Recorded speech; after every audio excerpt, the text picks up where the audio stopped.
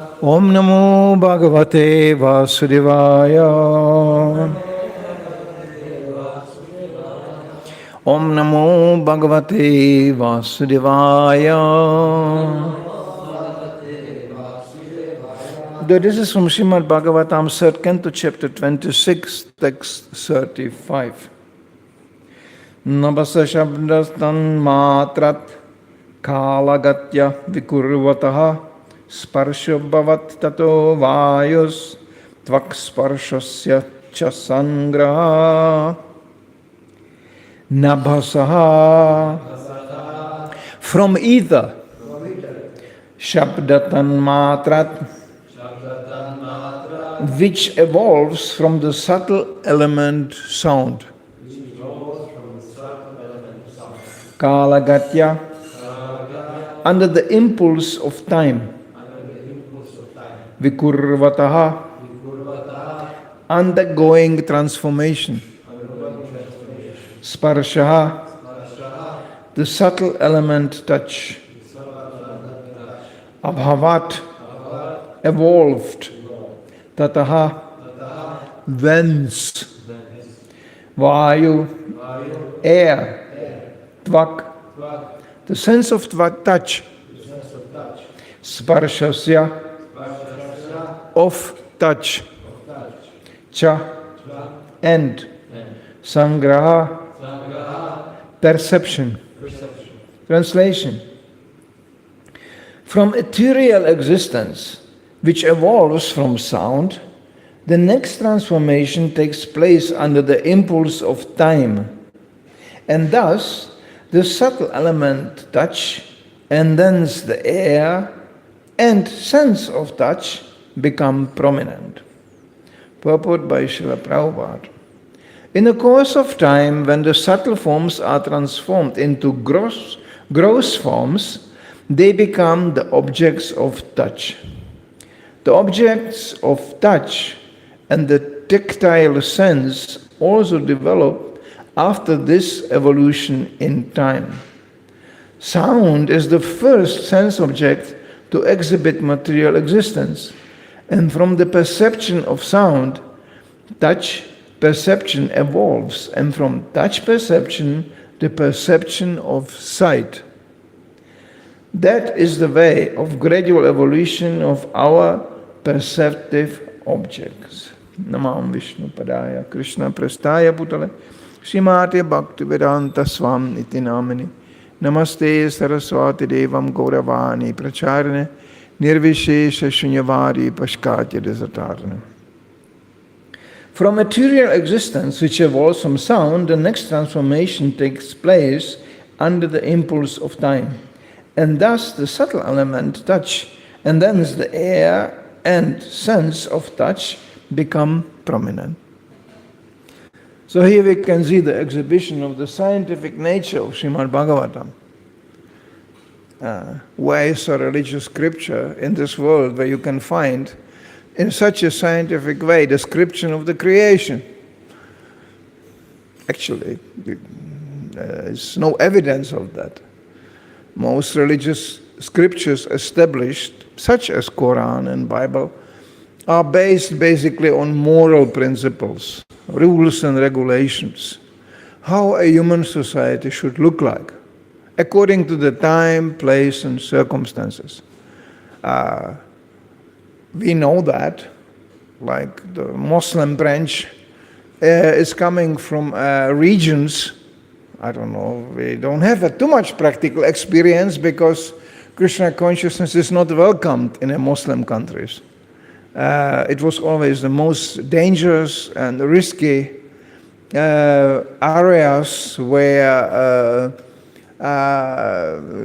Krishna consciousness to spread was very dangerous, because there is lots of passion and lots of violence involved. The cruelty and the way Muslims spread their religion cannot be described even by Mr. Adolf Hitler. Sorry, but we have evidence that the violence exhibited by the Muslim expansion was incredible.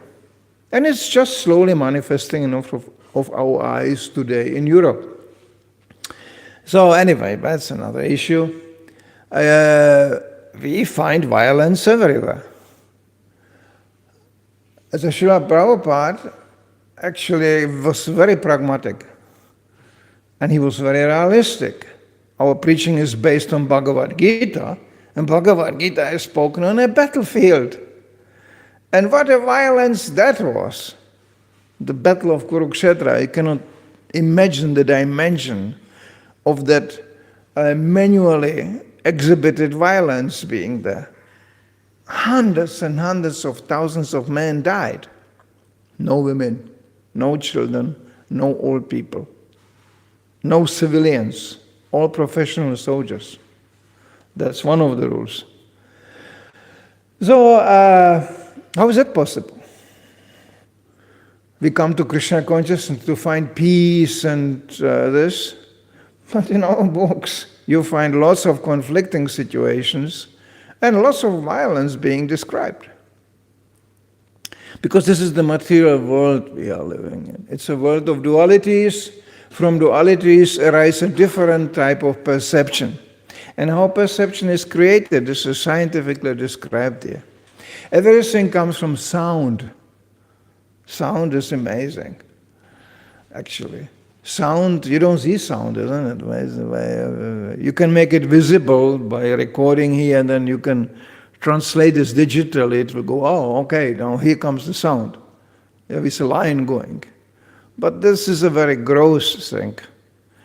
Sound, they are like vibrations of sound we don't hear. A dog can hear much more as we do.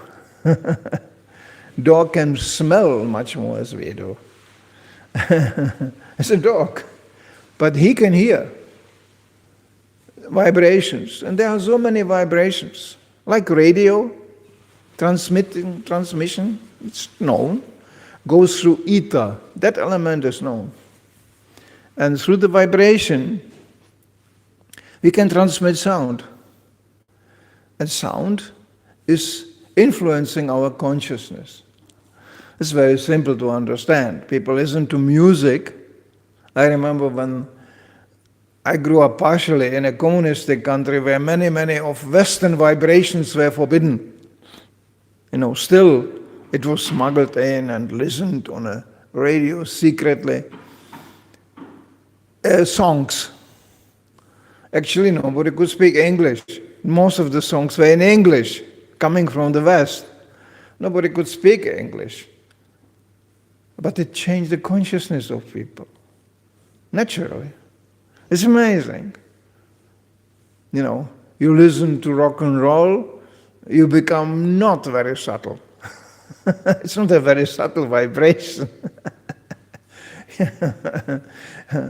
You just keep on listening to Mr. Jimi Hendrix, and sooner or later you think, I should smoke something, or I should just grow my hair. And it's no really use, right? It's full of existentialistic sound.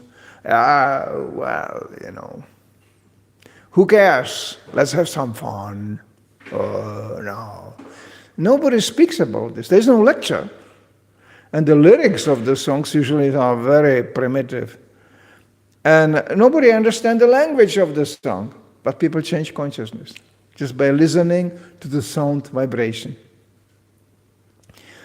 I remember once my godbrother Suharaswami gave a lecture on these issues, and he said, isn't it amazing? People go to a concert and they listen, music, a band playing. I don't want to go now in detail, but I grew up on sound. I'm coming from a generation which really grew up on sound. As a poor student, we had no money. I was an art student, no money. But every student had a big tape recorder. Not just a little thing. It was on these tapes, analog, it was running like this. And the tapes were this big. It was, and you could listen for 3-4 hours non-stop. That was a really big thing. Big amplification, very important, And we listened to the sound, to our favorite songs day and night, constantly. We were living in that sound. and it inspired us, it collaborated with our activities. And basically, very often we couldn't understand the lyrics very much. And and that was still, there were sounds I didn't like. We didn't like sounds. Like we never liked disco, The dancing music, that was too cheap, The lyrics were really cheap. I love you, I love you. It's just, there is many famous songs where people ask, what does it mean? And the singers themselves, they say, I don't know, whatever you want. But it's a very famous song. So can you imagine? They tell us we are fanatics. But we follow a sound which we can rationally follow. This is very rational here. Very scientific description. Therefore we follow. But they follow sounds which are completely irrational. People go and pay money for a concert, they don't understand anything. But they like it. Because it's emanating, creating a change of consciousness, a mood. And generally, I notice in my lifetime, since 70 years, how the sound degraded. It's lower and lower and lower. So that's why once he said, yes, today people go and listen to songs. First of all, the speed of the song just increased. Previously, people were dancing, it was da-da, da-da, da-da, da-da. And now it's just, yeah. The speed is incredible. It's intoxicating because people go, ah! It completely wires you up, the sound, completely changes your consciousness. And the message, the lyrics, one of the gentlemen, he was singing like, and the song had only one sentence. Let's go to hell. That was all. That was the message. And very nicely, sound-wise illustrated. The sound came from hell. So, surrounded by such vibrations, naturally, people call it entertainment. No. No. It's changing your consciousness to hellish consciousness.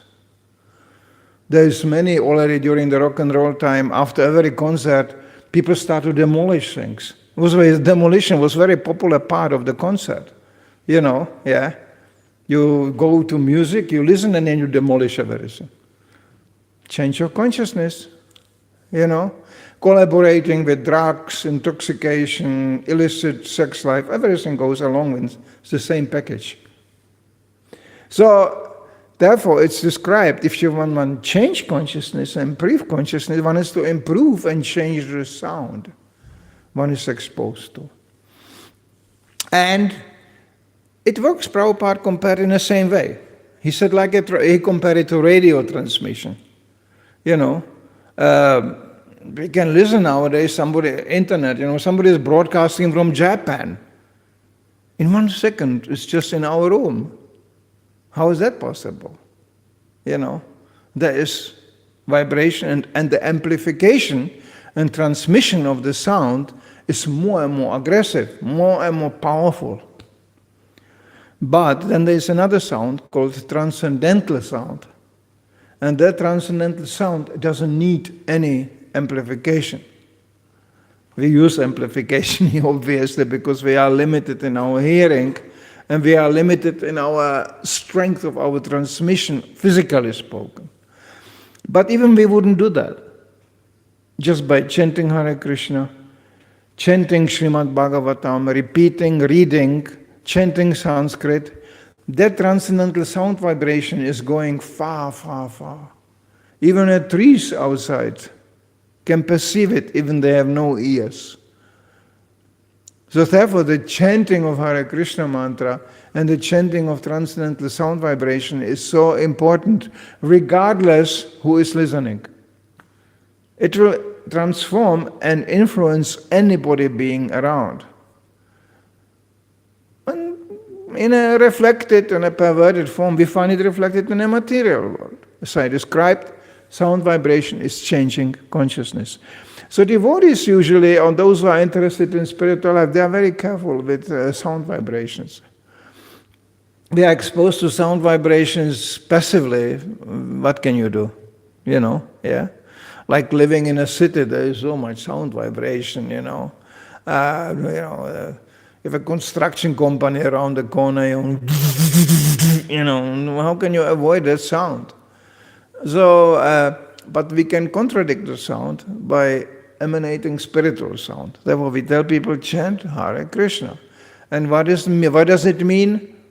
Well, we can give a practical explanation what chanting Hare Krishna means, but in the ultimate sense, it's realized by experience, by practice, by listening, just listening. Just Hare Krishna, Krishna Krishna, Hare Hare, Hare Rama, Rama Rama, Hare Hare. Goes from mouth to ear. And that's all. Just listening. There will be change of consciousness. Definitely. And by change of consciousness, everything else is changing. Sense of touch, sense of perception, activities of the mind, thinking, feeling, and desiring. This is 3 levels of consciousness. Thinking, feeling, and desiring. All this changes by influence of transcendental sound. Otherwise, how is it possible we change like this? We were just chanting Hare Krishna. I came to this movement 1972. I was just fascinated by the sound. I was just chanting, and the result was, very quickly, everybody became so happy. I couldn't understand why they are so happy. What is the rational background of this? Especially I came to a movement where nobody had anything. Materially spoken, we were all finished, bankrupt, nothing. And everybody was dancing. I'm bankrupt. I was thinking, this is amazing. I never saw such a group of such a happy people being bankrupt. That was very attractive. I was bankrupt too, so it was no problem, You had to understand that. So the sound is so elementary. People are careless with sound. Do you ever notice I remember construction site, okay? They are selling really fortified radios, for construction. Because construction is very gross, there's material and tools flying around, so you don't want to destroy the radio. And the radio goes on all the time. Workers are working and the radio goes the whole day. Just a sound. They don't even listen really what's coming out, but they will be influenced. They just want to have that sound. Some sound. It's proven that when people are surrounded by sound, they are not so passive. When there's a silence, likely people fall asleep or whatever. And there's a sound which really kicks you off. I knew one devotee, he was driving long-distance car. For long distance, he got tired. But he had to get to that destination. So he was listening to rock and roll. Just not to fall asleep. And got a rhythm. The rhythm is sometimes so hypnotizing that you have it in you the whole day.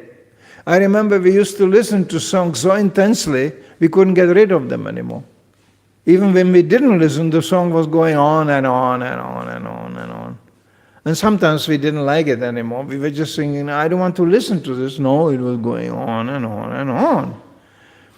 So similarly, when we exercise, it's exercise, and practice transcendental sound, it will go on and on and on and on and on, because the mind and the ear is just recording studio. It's just recording. Whatever comes in, just recording. There's no discrimination. There's no intelligence. But if it trains spiritual intelligence, one learns to discriminate. Good sound, bad sound. No, I don't want this sound. So devotees are usually very sensitive to sounds. They like to have a spiritual sound. not material sound, which is called prajalpa. Prajalpa means just talking. It's pushing, I don't want to go too much in detail, but like very often I couldn't understand what women talk about. They just talk.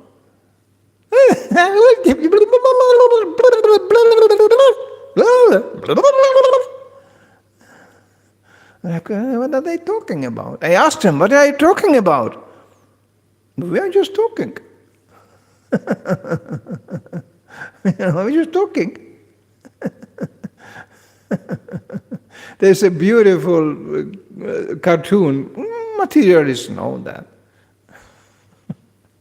Anyway, I don't want to show it, but there's a beautiful cartoon. One man, he understood that. So he was depicting 4 men going fishing, with their wives. And the boats they were sitting in were parked. On one side of the boat was the wife, on the other one was the man fishing. And that cartoon clearly depicted the difference of mentality, because the men were sitting on the opposite sides at the end of the boat, silently fishing. And on the other side, which were put together, were the women, and they were just... They had a good talk. It's very often like that. So, in Krishna consciousness, we are selective with talk because it may influence our consciousness. You talk nonsense, then your consciousness becomes nonsense. And you talk something constructive, productive, or spiritual, then the consciousness is improving. So this is scientifically described here, how it comes, and it doesn't stop here, of course. The evolvement was...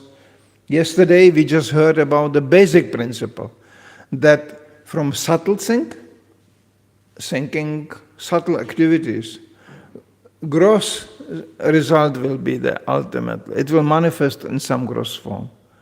Whatever we see here around us, including this building, was first mentally conceived. It had a subtle form, master plan. Then it took a form of a plan, and then from that plan, the building came up. That's what we heard yesterday. Today is progressing further, where the element of touch and the sense of touch is manifesting from the gross creation.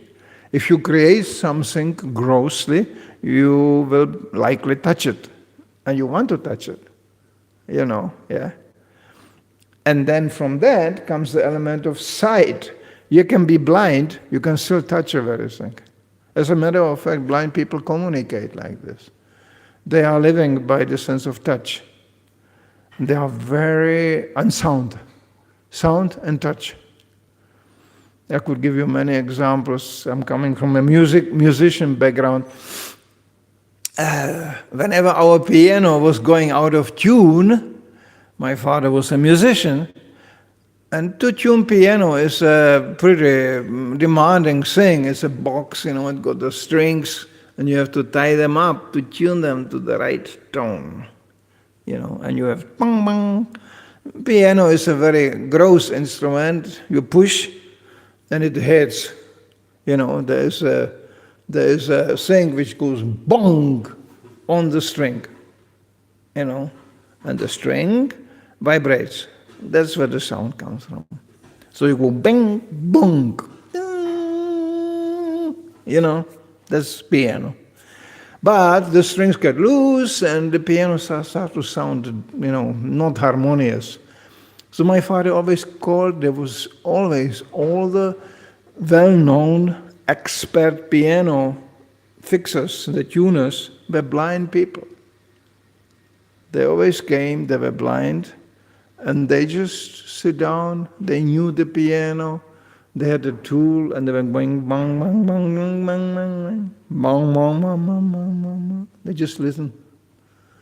Without any further tools, they could tune the piano very nicely. So, from sound comes touch. So touch and sound, this is the information even for blind people. And then comes sight. Then we can see, what am I touching? What am I hearing actually? We can see this, And then our perception becomes more completed. And then we think about it. Yeah, everything is channeled into the mind, all the sensual perception. And the mind is working under the supervision of intelligence. Should be there, some intelligence. Most people don't have much intelligence. They just follow the mind. In an ultimate sense, if you plainly follow the mind without the intelligence, then you are mad. Because the mind is constantly spitting out some thoughts. So you go, okay, now I will do that. Okay, I will do that. I thought, yeah, I will do that. Yeah, I am doing that. The mind can tell you, why don't you fly? You saw a bird, you think this is nice. Flying is nice. I would like to do it too. And the mind tells you, do it. Go to the window, open the window and fly. But then there's an intelligence which tells you, no, you cannot fly. Don't do that. Now crazy people don't have it. Crazy people open the window and they jump out. I'm flying. Now this is a very gross example, but in a more subtle form, people live like this. They think, oh, here I will enjoy. They don't even understand, I will suffer here. People have no brain. They go, this is enjoyable. When you take all the elements of enjoyment today, what people consider enjoyable, it's at least giving pain, or it's completely destructive. They drink, I'm not enjoying. It's poison. You're drinking poison. You are destroying your body. They smoke. It's written on the package of the cigarette. You smoke this and you will die. And still they smoke. So many problems come from these unregulated activities or illicit activities. They ask us, why do you regulate your life like this? No illicit sex life. We don't say no sex life. No illicit sex life. No intoxication. No gambling. And what was this? Meat eating. No illicit sex life, no intoxication, no gambling. Meat. No meat eating, of course. Now, if you take these 4 activities, they are very troublesome. You want to have lots of sex life? Well, good luck. Good luck. You need somebody for that eventually. Well, that somebody has his concept of pleasure, and you will have your concept of pleasure, well, then you have only a problem. I'm not going to go in detail describing how females, their sexual impulse is not as men propagate. No, their sexual impulse is geared towards reproduction. Sex, children. Sex, children. Now, there are many women who will not even agree. But this is how nature is arranged. The men think sex, no, not children, no, not so good, not so good. Because children bring responsibility, and they cost money, and it's a complicated thing. Children don't come for free. It looks like they come for free. Oh, have sex cost nothing, isn't it? Well, the result do cost a lot. 3 minutes sex life, 30 years work. That's the calculation. 3 minutes sex life, and Prabhupada said, we don't deny it's not pleasant. It's very intoxicating, it's very pleasant. 3 minutes and 30 years working. Not a very rational calculation, isn't it? I would tell you, I will give you something you can enjoy for 3 minutes. And then I will 30 years slap you in the face. Well, who will make such a deal? But people do that all the time, over and over again. You see them daily on the street, just, yeah. I was distributing books on the street, I met a young man, a very young man, and he already had a small child in a trolley. And he said, I cannot buy the book. He will eat me up. And there was a little boy, really fat baby inside. feed me. So when you go in a shop, you see very often a big department of the shop is baby paraphernalia and children paraphernalia. And what do the children do? They pass stool and they urinate. And they talk nonsense and they play around. This is not negative, this is reality. Children will do nothing for you. Nothing. They just consume. They're consumers. But people do it over and over and over and over again. Isn't it amazing? So sometimes we go like, let's save ourselves the trouble. Cultivate spiritual life. But, and I don't want to go now more in detail, but in our sense, I said no illicit sex life.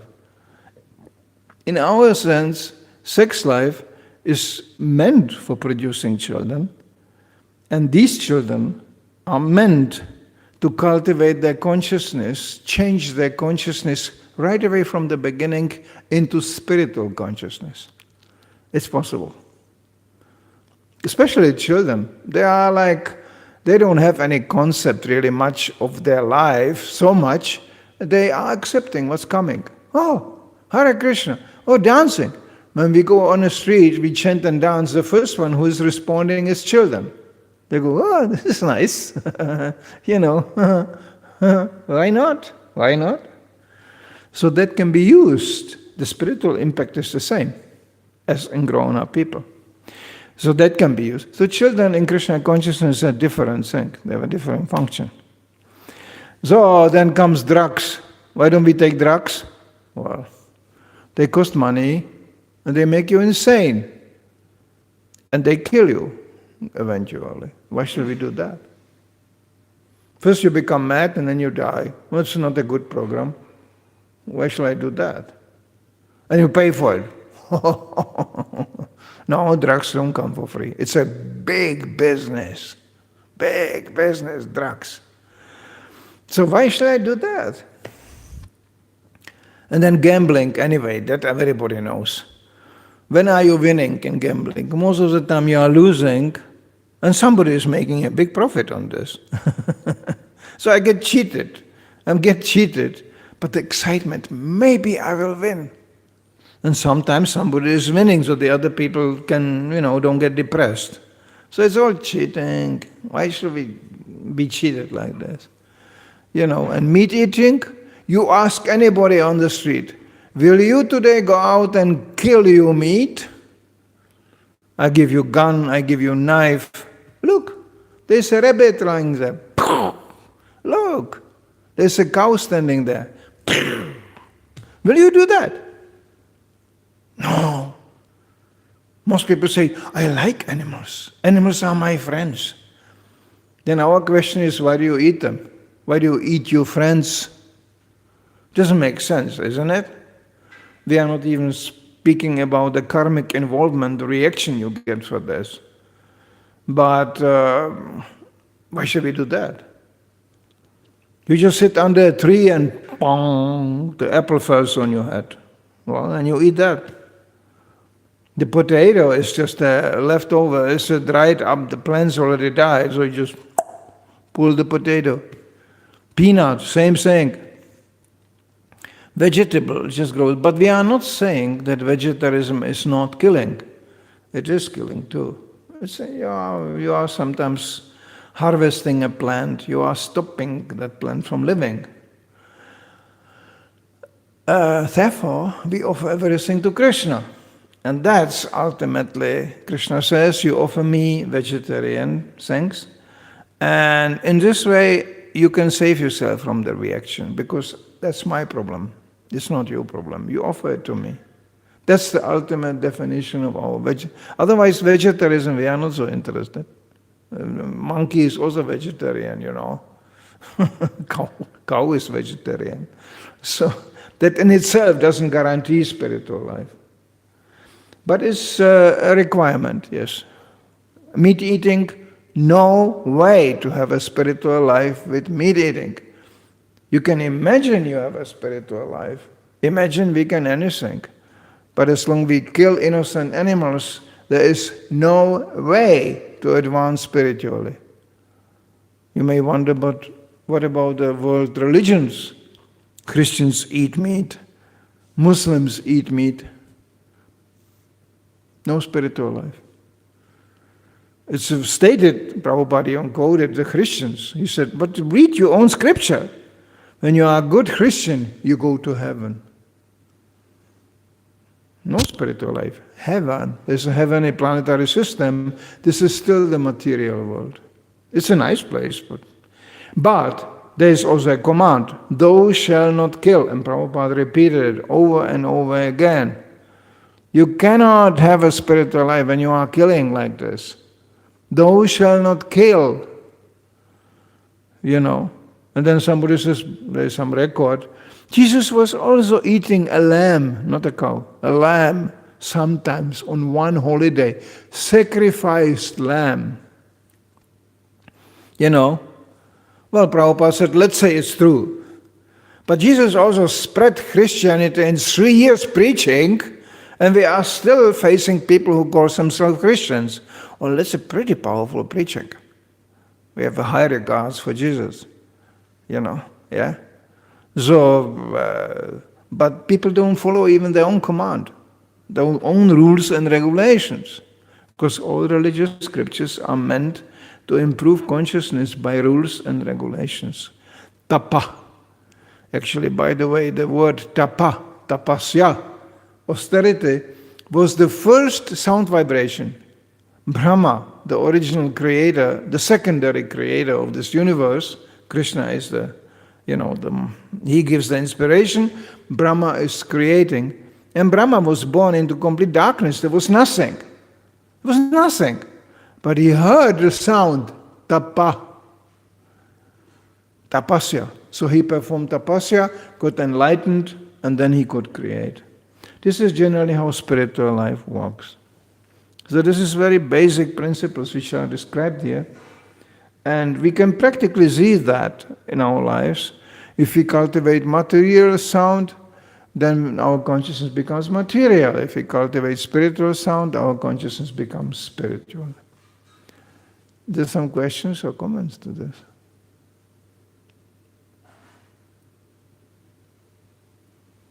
Hmm?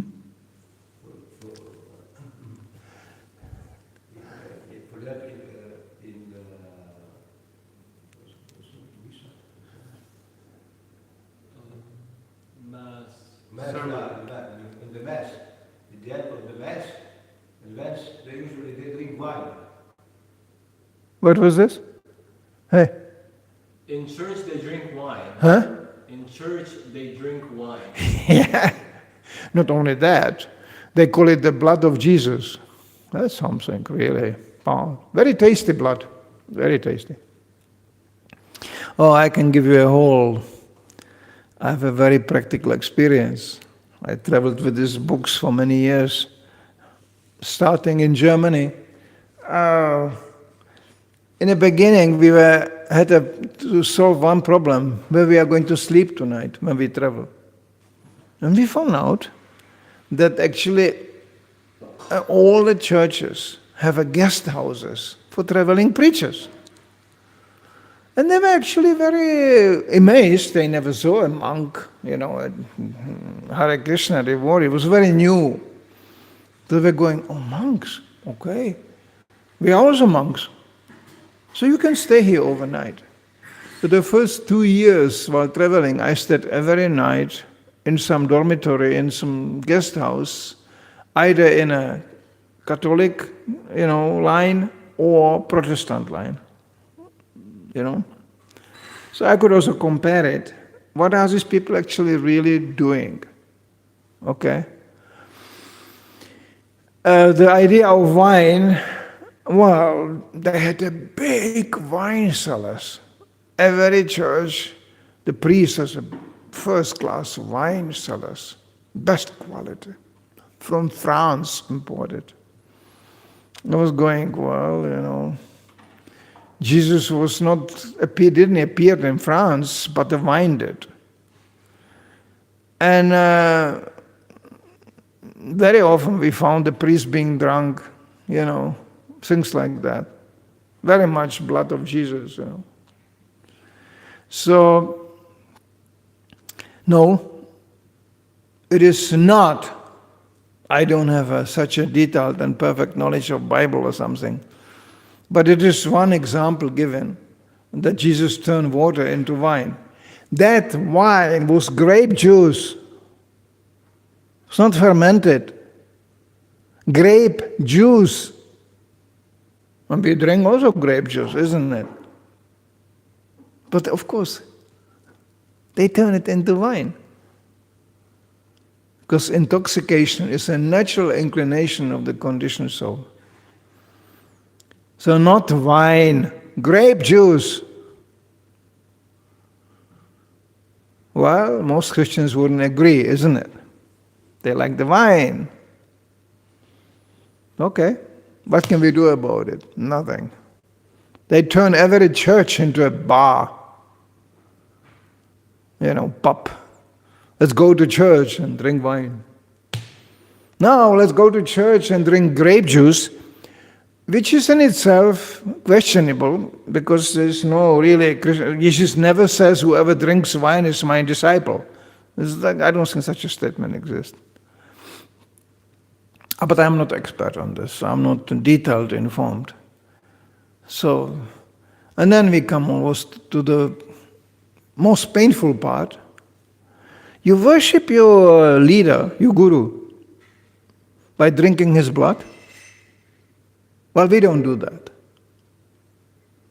We don't go in the morning to Guru Puja and going, let's drink the blood of our spiritual master in form of wine. Well, we are Guru Puja, isn't it? After Guru Puja, everybody drank. Well, this is what's happening. Sorry, that's what you do. And people say, why are you criticizing? No, we are just making very clear that's not our line. And don't tell me that Jesus will be very happy when you drink his blood and you are drunk. Right? That's how way you want to please Jesus? Come on. That much I know about Jesus. He was always pointing on a way out. It's stated in the Bible, this world is like a bridge. Nobody builds houses even on bridge. And Jesus' preaching was very radical. If your eye makes some problem in your spiritual progress, just block it out. We don't say that. So they don't follow their own thing. So this is all church inventions. Why? You see, there's one of my godbrothers, he's very expert Christian. He's really expert. I can direct anybody to him, Pritu Prabhu. He is expert in quoting Bible and, he knows perfectly well. He's professional. I am not professional. I will not quote too much. But just logically spoken. You worship your guru by drinking his blood in form of wine, him being nailed on a piece of wood, bleeding and dying. This is your worship? This is your worship. Now Jesus maybe have said, I'm shedding my blood for you. Well, that's what Srila Prabhupada did too. But we don't worship Srila Prabhupada being nailed to a piece of wood. It's unthinkable. So what kind of worship is theirs? It's worship in a manner of ignorance. Tamasic. And people do that. I can illustrate it with a story. As Prabhupada was once, while traveling through South America, he was accommodated in a congregational home. South America is very often Catholic. There was lots of Catholic preaching going on. There were lots of Christian missionaries. So it's kind of very Catholic religious. So they put Prabhupada in a room, and the servant came back and he was shocked.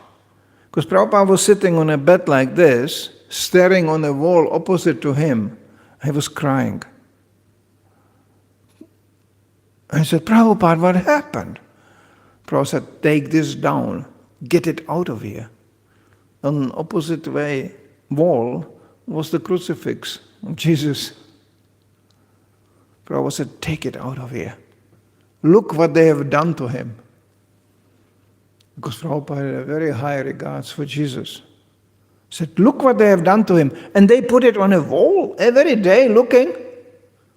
His own people did this to him. So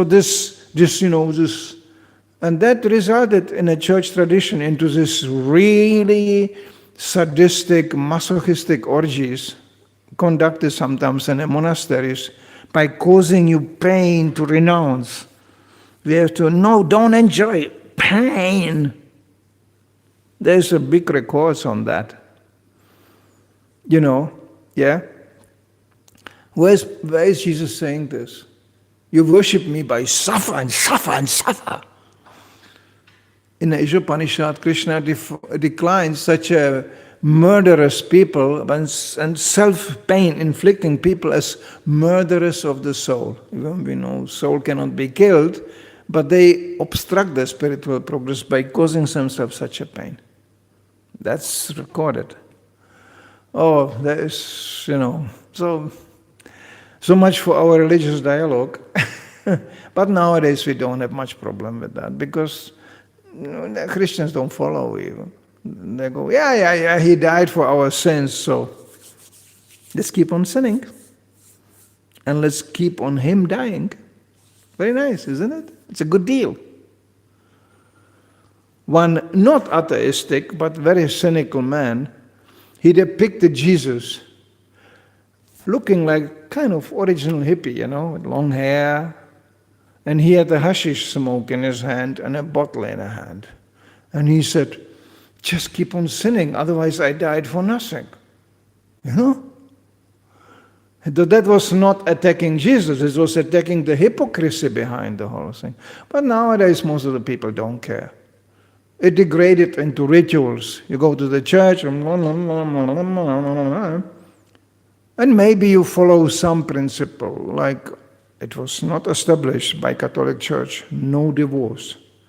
No divorce. Marriage, no divorce. Celibacy, monk. That was there. Yeah, but there was a certain king in England, he didn't like that. He started his own church because he wanted to divorce, get rid of his wife and get a new one. So he started his own Anglo church, which facilitated that. The Protestant church emanated as an opposition to the corrupted Catholic church. Mr. Luther, one of the pioneers of the Protestant church, he started his own church because he saw how corrupt the Catholic church is. He went to Vatican, which was just about to be constructed as the headquarters of the church. And he saw all the monks going to brothel houses and having prostitutes and wine. So he was like, this is ridiculous. I want to be honest Christian. And I honestly can say, I'm not such a monk. So on the way back from Vatican, he got married to a nun. And he started a marriage church. Okay, you could get married, not really celibacy, no. And no opulence. Not this big churches full of corrupt monks. No. Protestant worship is very simple.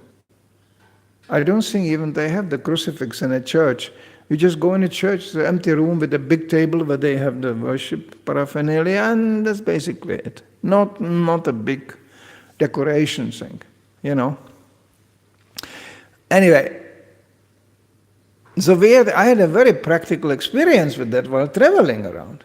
And we found amongst the Catholic monks very favorable people. I ended up in Switzerland in a Benedictine monastery. I was a young devotee, And my leader said, hey, let's go to the monks, we can chant Hare Krishna together. I was going, where do you find that? So he drove all the way to Switzerland, to the Alps, and there was a Benedictine, still existing Orthodox monasteries. And the monks welcomed us, we were also monks. And we chanted together. They got up every morning early, and they have this you walk in circles in a roof area. Yeah. I never forget that because it was a beautiful place to chant. Because this, it's not only protecting you from rain, it's outdoor, but you walk protected in the circles, and there's a roof. And it's a large, like a area which is protected by a roof, and you walk in a circle, in a courtyard, like this. And that area with the roof had a beautiful sound reflecting, atmosphere.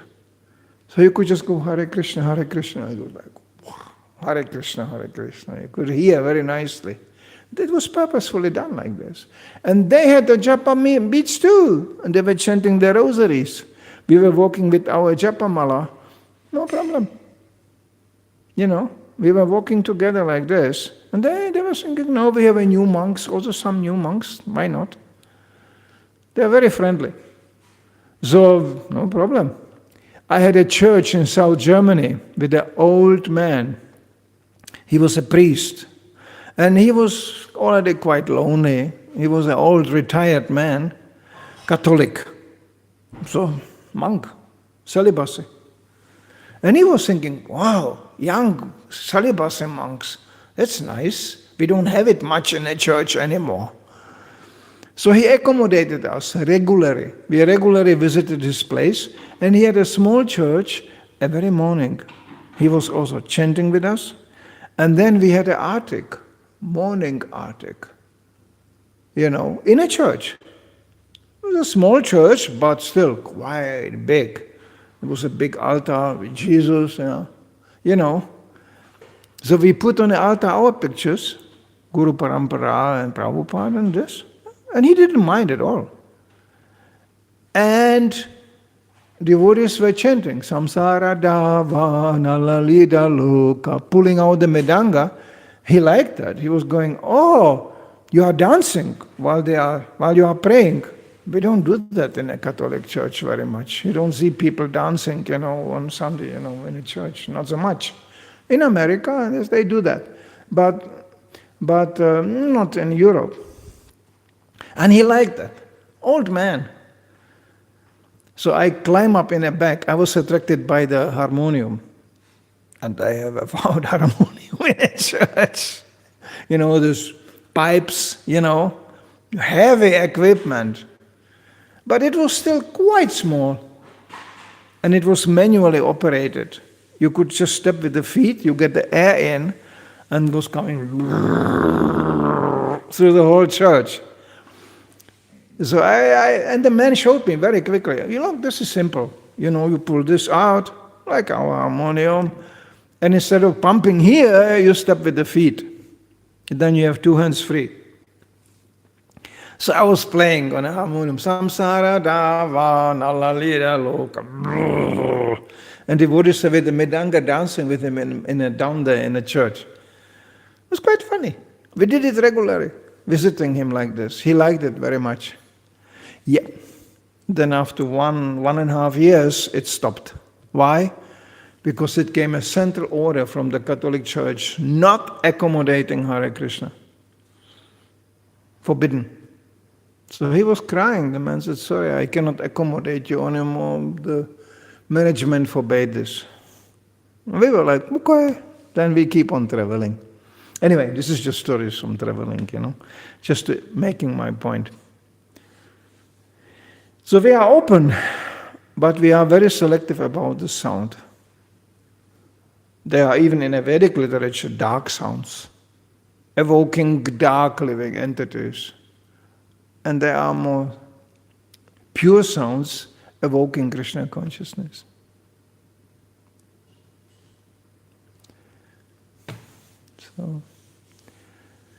So much for worshipping with wine. We have Charnamrita, much better. Much better.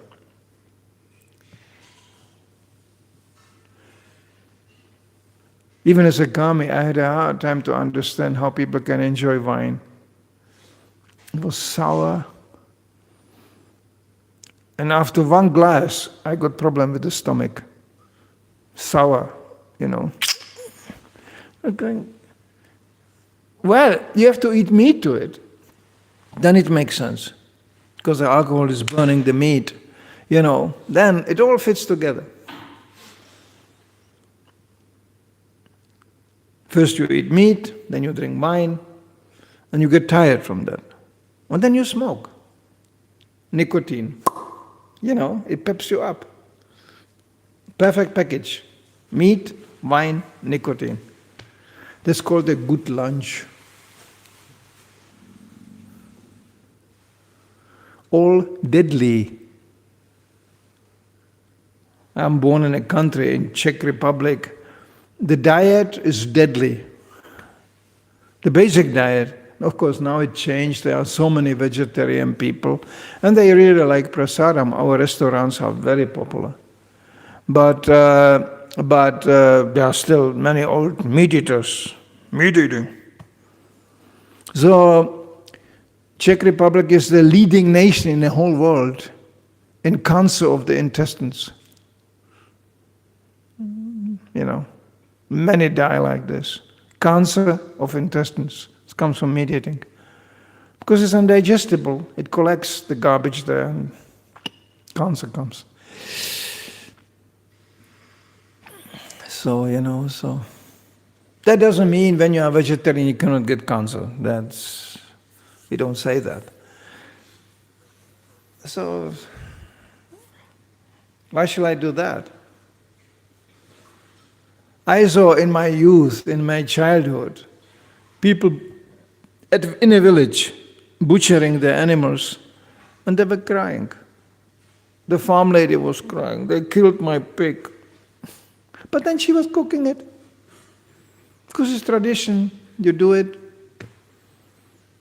But she saw the pig growing up and she was feeding it and she got attached to the pig and at the end they killed the pig. So she was crying.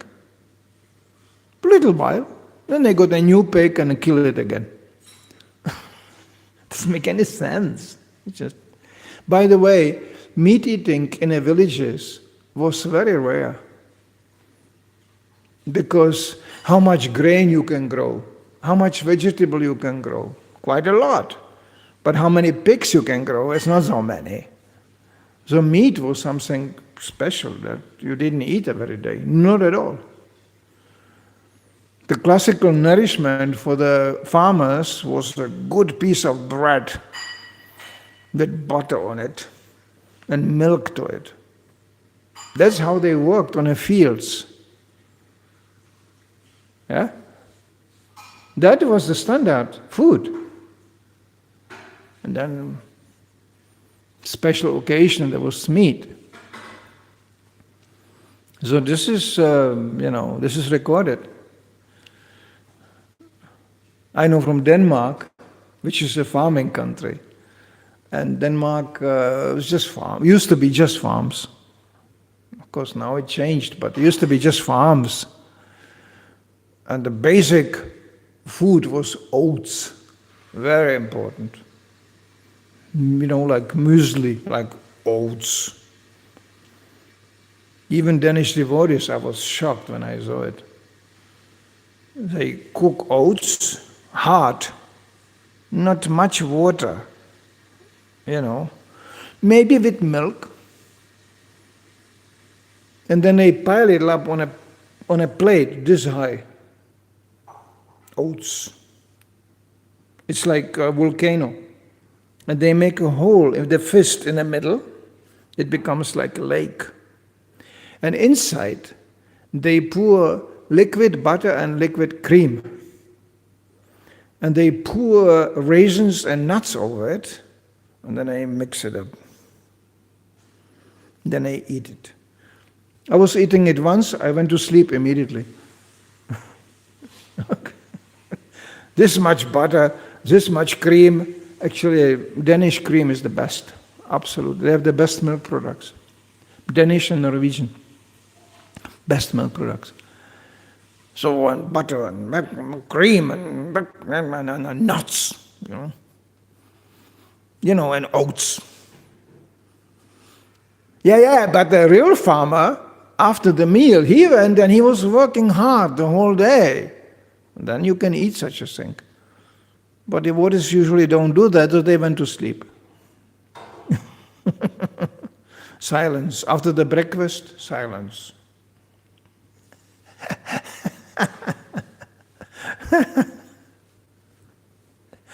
Srila Prabhupada had a very funny comment on oats, They served this to Prabhupada also, Not so big, but they served him oats. And Prabhupada said, "What is this?" And they said, "Ma Prabhupada, it's oats." "Oh, oats." And Prabhupada said, "This is for horses, it's not for people." But the Buddha said, "We like to eat this. Prabhupada, can we offer this?" Prabhupada said, "Yeah. Krishna can eat the whole universe, so he can take also some oats. If this is what inspires you and keeps you going in devotional service, it's okay." Prabhupada was very pragmatic. They asked Prabhupada in Italy, well, in Italy they don't eat oats. No. It's pizza, spaghetti, spaghetti, pizza, pizza, spaghetti, spaghetti, pizza. And then the ravioli. That's it. That's it. And of course, wine. In Italy, they don't know what water is. They think water is for washing hands or something like this, but wine. Vino tinto. They put it into babies. I saw it. When I was 1.5 years in Italy also, though, they just put it into babies. Oh, baby, bambino. They're selling it in this kind of jars. The jar you brought me water with, that's the Italian water. They drink it like this. From that. Eating vino tinto, yeah. They have absolutely no sense of water over there. Therefore, at the very middle of the day, Italians are very good in eating, and they have very interesting kitchen. Very, very much vegetarian. On the coast, it's more fish, but inland, very vegetarian. Pizza can make vegetarian. Spaghetti, vegetarian. Vegetable, they know very well how to make various sauces to that. And then comes the vino tinto. So every middle of the day, they go home from the work. They go home, they have a big meal, and then there is siesta. Because, vino tinto, you cannot drive back home to the work, also because it's not, you're alcoholic. So they sleep until 3 o'clock, then they go to job again. And they work until 9 or something in the evening, and then they get alive. After the evening, after the work, they go again. Pasta, pizza. Pasta, pizza, pasta, pizza. Vino tinto. And then they go to sleep. This is Italian lifestyle. It's funny, Anyway, I just don't want to go too much in detail, but this is just to illustrating, since you mentioned the issue of the wine. I could say more about it, but I will not. I mean, this is it's recorded. Where does it go? It's for private usage, or it goes somewhere on internet? YouTube. Huh? YouTube. Ooh, sorry. Sorry for all the offended people on YouTube, but no. We will not change what Prabhupada said. We will not change it.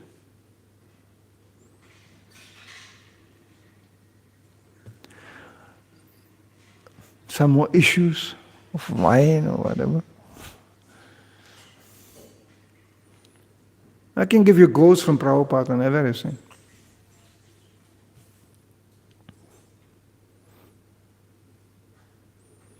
This is a heavy one, okay? And not to be copied, since I'm on YouTube, not to be copied. This is a very particular incident between Prabhupada and his servant, who had a big problem with stomach, digestion problem. Prabhupada, especially in India, First of all, it's very hot, not good for digestion. Indians have a simple solution. They just eat chilies, chili. It burns, everything, and disinfects everything. Just chili. Very tasty. When Indians say very tasty, I get goose skin. Why? Because my body is so packed with fire already. I don't need more fiery substances coming in, including spicing. Really not. But this is just my constitution. But Brahminical people and Indians in general, they have very cool bodies. So chili, very good. They eat it like banana. They gave me, in Indian prasad, is for me very often very challenge. You take one spoon and, all sense of taste is killed. After that, I can eat anything, I don't taste anything. Because chili. And they go, very tasty. And I don't taste anything because the chili killed all my taste. So, but Indians are like that, yeah. So, and this servant had a problem with digestion. And he couldn't even take chili in such a concentrated state. So Prabhupada said, I have a recipe for you, medicine for digestion. Give me a paper. So he wrote, you go and get 2 kilos of grapes, wine grapes, Then that much sugar, that much water.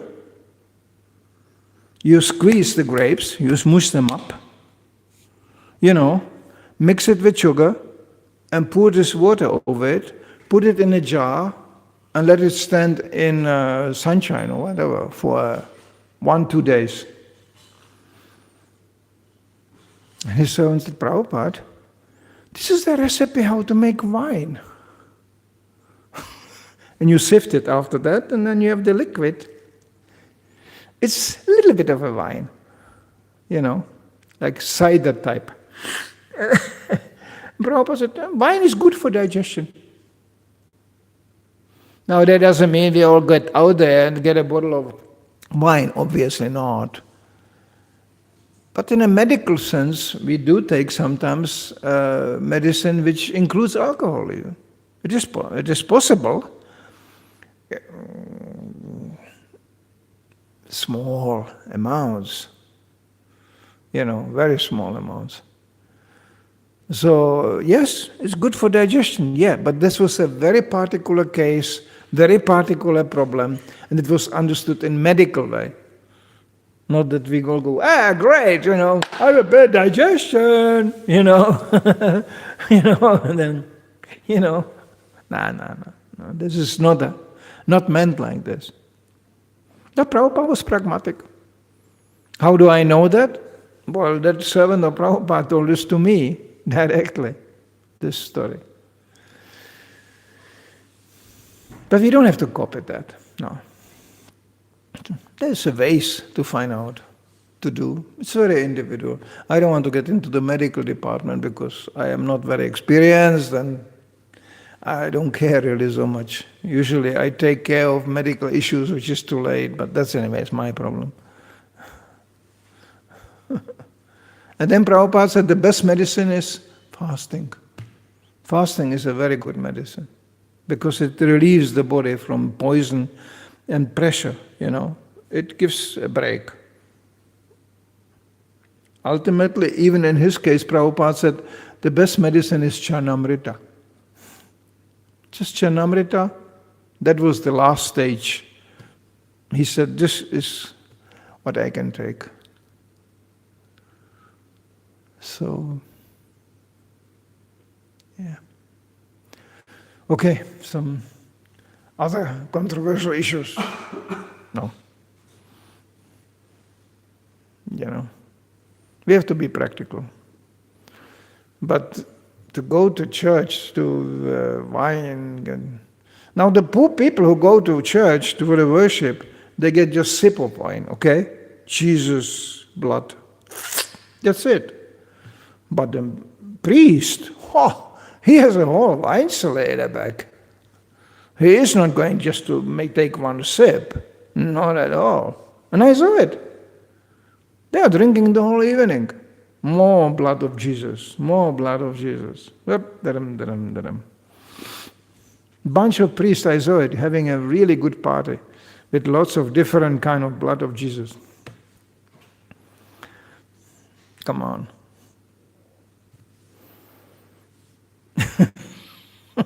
I don't have to go to church to get drunk. I mean, the whole town is free for that. You can go to any bar. No problem.